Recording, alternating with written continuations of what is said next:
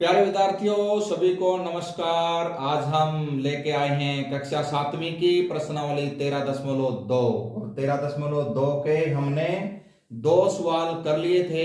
आज हम प्रश्नावली 13.2 के बाकी के जो बचे हुए 3 सवाल है वो करेंगे। चलो देखिए क्या है। सवाल नंबर 3 की स्टेटमेंट पढ़ता हूं मैं। बताइए कि निम्नलिखित कथन सत्य है या असत्य, अपने उत्तर का कारण भी दीजिए। सत्य और असत्य बताना है हमने। देखिए तीसरे सवाल का पहला पार्ट क्या है, 10 गुणा 10 की शक्ति 11, 10 की घात 11 बराबर किसके बराबर है, 100, 100 की घात 11। हमने ये बताना है ये कथन सत्य है या असत्य है। तो प्यारे विद्यार्थियों हम देखिए इसको हल करते हैं। कल मैंने बताया था आपको कि गुणा करते समय समान आधार वाली जो संख्याएं हैं, जब हम उनकी गुणा करते हैं तो घात क्या हो जाती है, जुड़ जाती है। यहां पे देखिए ये 10 समान आधार है, इसकी घात 1 है, तो ये क्या हो जाएगा 10 की घात 1 जमा 11 और बराबर है, इसको हम क्या लिख सकते हैं 10 की घात 2 और ऊपर घात कितना है 11, तो ये क्या हो जाएगा 10 की घात 12 और घात के ऊपर घात है तो क्या हो जाएगा 10 की घात ये 22। कल बताया था मैंने अगर घात के ऊपर घात है तो गुणा हो जाएगी, तो 11 दूनी 22। अब देखिए क्या ये बराबर है, ये बिल्कुल भी बराबर नहीं है प्यारे बच्चों, तो इसलिए यह कथन क्या है, असत्य है। यह कथन क्या है, असत्य है। तो हम अब इसका दूसरा पार्ट देखते हैं। 2 की घात 3 बड़ा है किससे, 5 की घात 2। बिल्कुल आसान है। 2 की घात 3 किसके बराबर होता है, 8 के बराबर होता है। अगर हम 2 की 3 बार गुणा करें तो क्या आएगा 8, और अगर हम 5 की 2 बार गुणा करें तो क्या आएगा 25। तो प्यारे बच्चों अब बताओ क्या 8 25 से बड़ा है, बिल्कुल भी नहीं है, ये गलत है। तो इसका मतलब यह कथन क्या है, असत्य है। यह कथन क्या है, असत्य है।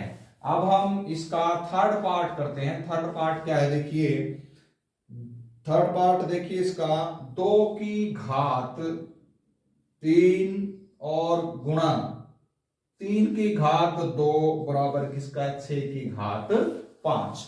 इसको हल करते हैं। देखिए 2 की अगर हम 3 बार गुणा करेंगे तो क्या हो जाएगा 8, और 3 की अगर हम 2 बार गुणा करते हैं तो 9, और 6 की अगर हम 5 बार गुणा करते हैं तो 7776 होता है, और 9 और 8 की गुणा करेंगे तो ये 72 हो जाएगा, और ये 7776। तो प्यारे बच्चों अब बताइए, आप अपने आप ही पता लग जाएगा क्या 72 इसके इक्वल होता है, बराबर होता है, बिल्कुल भी नहीं होता, ये गलत है। तो यह कथन क्या है, असत्य है। क्या है यह कथन, असत्य है। चलिए अब हम इसका आखिरी पार्ट और करते हैं। इसी सवाल का आखिरी पार्ट करते हैं, सवाल नंबर 3 का चौथा पार्ट। 3 की घात 0 बराबर है 1000, 1000 की घात 0, तो ये किसके बराबर है, 1 के बराबर होता है। कल मैंने बताया था प्यारे विद्यार्थियों ये फार्मूला, किसी की भी घात 0 हो तो किसके बराबर होता है, वो 1 के बराबर होता है, और ये भी क्या है 1 के बराबर है। देखो दोनों पक्ष बराबर है, तो इसका मतलब यह कथन क्या है, सत्य है। तो प्यारे बच्चों आपको तीसरा सवाल समझ में आ गया होगा, बहुत ही आसान सवाल है। चलिए अब हम इसका सवाल नंबर 4 करते हैं। प्रश्नावली 13.2 कक्षा 7वीं सवाल नंबर 4 करते हैं हम। क्या है ये, निम्नलिखित में से प्रत्येक को केवल अभाज्य गुणनखंडों की घातों के गुणनफल के रूप में व्यक्त कीजिए। ये सवाल हमने हमने नहीं किए थे, ये सवाल आज करते हैं। चलो निम्नलिखित में से प्रत्येक को केवल अभाज्य गुणनखंडों की, अभाज्य गुणनखंड बना करके हमने और घातों के रूप में लिखना है 108 और गुणा कितना है 192। तो प्यारे बच्चों इसको आप कैसे हल करोगे, आप रफ में क्या कर लो, या देख लो रफ में ना करो तो यहां भी हो जाएगा ये हम इसके अभाज्य गुणनखंड बनाएंगे। पहले ये 2 पे जाता है, 2 5 10, 2 चौका 8, 2 दूनी 4, 2 7 14, फिर 3 पे गया, 3 नीम 27, 3 तिया 9, और ये अब क्या है 192।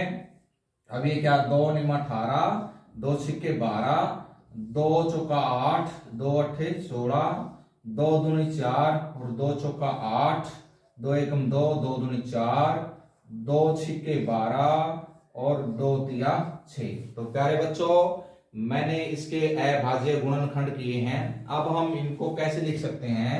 108 को हम कैसे लिखेंगे? 2 गुणा 2 और 3 गुणा 3 गुणा 3, और ये गुणा में 192 था, 192 को हम कैसे लिखेंगे? 2 गुणा 2 गुणा 2 गुणा 2 गुणा 2 गुणा 2 गुणा 3। तो एक बार मैं चेक कर लेता हूं, 1 2 3 4 5 6, 1 2 3 4 5 6, बिल्कुल सही है। तो देखिए प्यारे बच्चों, यहां पे मैं यहां लिख देता हूं 108 और गुणा 192, इसको अभाज्य गुणनखंडों की घातों के रूप में। अब 2 देखिए कितने बार है ये, 1 2 3 4 5 6 7 8, तो ये क्या हो जाएगा 2 की घात 8, और 3 कितने बार है? 4 बार है, ये 3 की घात 4। तो ये है इसका अभाज्य गुणनखंडों की घातों के रूप में 108 और 192। तो प्यारे बच्चों, आपको ये समझ में आ गया होगा। अब हम इसका सेकंड पार्ट करते हैं, सवाल नंबर 4 का सेकंड पार्ट। इसके कई पार्ट हैं। सवाल नंबर 4 का दूसरा पार्ट है जो वो क्या है 270। हमने क्या करना है, इसको अभाज्य गुणनखंडों की घातों के रूप में व्यक्त करना है। तो हम इसके अभाज्य गुणनखंड कर लेते हैं। 2 एकम 2, 2 तिये 6, 2 पंजा 10। अब ये 3 पे गया, 3 चौके 12, 3 5 15, फिर 3 पे 15 तिये 45 होता है, फिर 3 पे 5 तिया 15 होता है। इसको हम 270 को अभाज्य गुणनखंडों के रूप में लिखते हैं। पहले 3 3 3 और 5। अब देखिए 2 एक बार है तो 2 की घात 1, इसको ये 3 बार 2 की घात 3, और ये एक बार है 5 की घात 1। तो प्यारे विद्यार्थियों, चौथा सवाल आपको समझ में आ गया होगा। इस तरह आपने ये अभाज्य गुणनखंडों के घात के रूप में लिखना है। अब हम बाकी के जो पार्ट है मैं आपके ऊपर छोड़ता हूं, आपने खुद करने हैं। अगर फिर भी समझ में ना आए तो मेरे से पूछना है। सवाल नंबर 5 देखिए क्या है।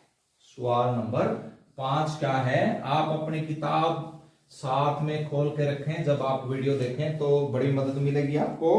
सवाल नंबर 5 सरल करना है। हमने क्या सरल करना है? देखिए पहला पार्ट क्या है इसका, 2 की घात 5 और उसकी घात कितना है 2, और गुणा 7 की घात 3 और 8 की घात 3 गुणा 7। तो प्यारे बच्चों, इसको हम कैसे हल करेंगे? देखिए हम ये पहले ही 2 की घात के रूप में लिखा हुआ है, 8 को भी हम 2 की घात के रूप में लिख सकते हैं, और ये 7 की घात 1 और 7 की घात 3।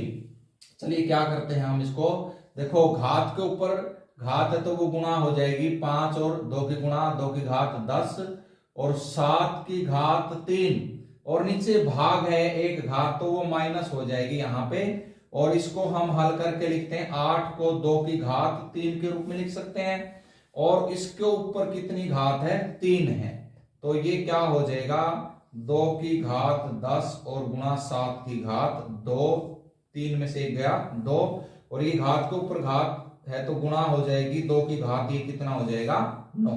अब इसको भी हल करेंगे, कैसे हो जाएगा ये 2 की घात 10, भाग देते समय समान आधार वाली संख्याओं के भाग देते समय घात घट जाती है, तो 10 में से 9 गया, और गुणा 7 की घात 2, तो ये क्या हो जाएगा 2 की घात 1 और 7 की घात 2, और इसको अगर हम हल करेंगे 2 और गुणा 7 की 2 बार गुणा करें तो 49, तो ये क्या हो जाएगा 2 में 18, 2 चौके 8 9, तो इसका कितना आंसर आ जाएगा 98 आंसर आ जाएगा। तो प्यारे बच्चों, मुझे पूरी उम्मीद है आपको ये समझ में आ गया होगा। अगर फिर भी नहीं समझ में आए तो मैं बार बार ये कहता हूं, आपने पूछना है, शर्माने की कोई जरूरत नहीं है। अब हम 5वें सवाल का सेकंड पार्ट करते हैं। देखिए क्या है सेकंड पार्ट।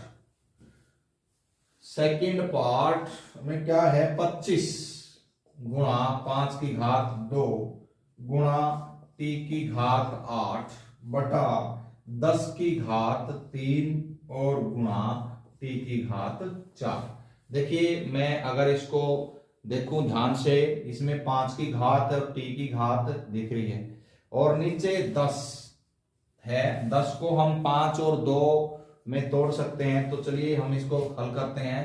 25 को हम लिख सकते हैं 5 की घात 2 गुणा 5 की घात 2, उसको यहीं पे हल कर लेते हैं। टी की घात 8 है और नीचे ये भाग टी की घात 4, तो माइनस हो जाएगा ये, और इसको हम क्या लिख सकते हैं 2 गुणा 5 की घात 3। आगे हम सोल्व करते हैं इसको। 5 की घात ये कितना हो जाएगा 4, 2 और 2 घात जोड़ेंगे तो क्या हो जाएगा ये 4, और ये यहाँ पे क्या बचेगा टी की घात 4, और इसको अलग अलग करेंगे 2 की घात 3 और ये 5 की घात कितना हो जाएगा 3।